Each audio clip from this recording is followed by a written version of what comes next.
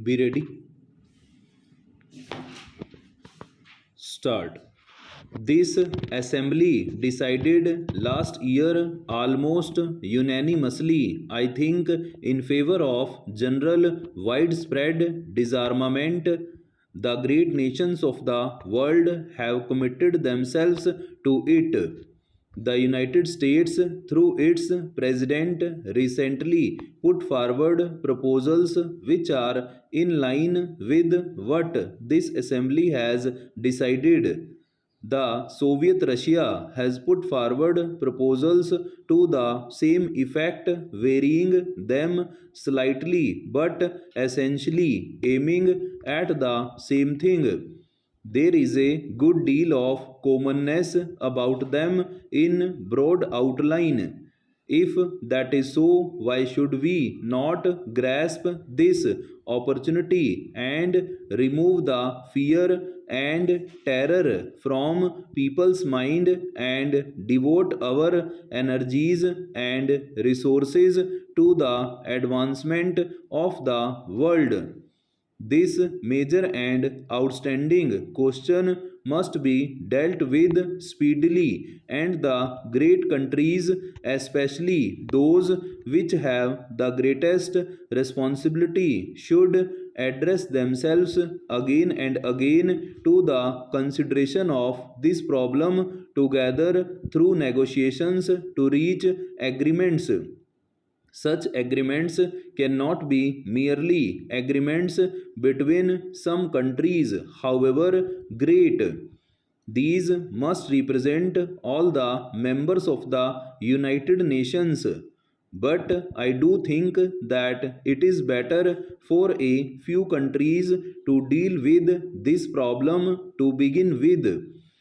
I feel rather strongly on this question, although we in India are probably not situated in the major theatres of a possible war. Everything that man has striven for in the past thousands of years is at stake today. While I feel as strongly as possible about the freedom of the colonial countries and other dependent people, I do think that the biggest question today is the question of war and peace and disarmament. The General Assembly passed a resolution recently about nuclear tests. It was a great misfortune that after a period of abstinence from nuclear tests, there was a resumption of these tests. Immediately, it becomes more difficult to have treaties for ending nuclear tests because the whole atmosphere becomes one of fear and apprehension. I do think, and I would beg the countries concerned to realize that they are doing a grave disservice to the world, to their own countries, by not putting an end to nuclear test by treaty as quickly as possible. The Assembly passed a resolution in favor of some kind of a moratorium. No one imagines that a voluntary moratorium is going to solve this question. There must be stricter controls by treaty and otherwise. Nuclear tests are basically evil forever.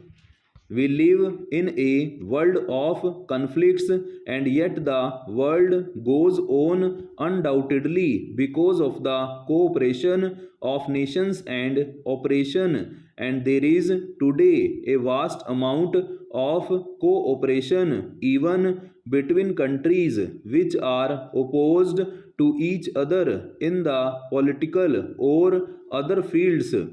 Little is known or said about this cooperation that is going on, but a great deal is said about every point of conflict, and therefore the world is full of the idea that we live on the verge of disaster.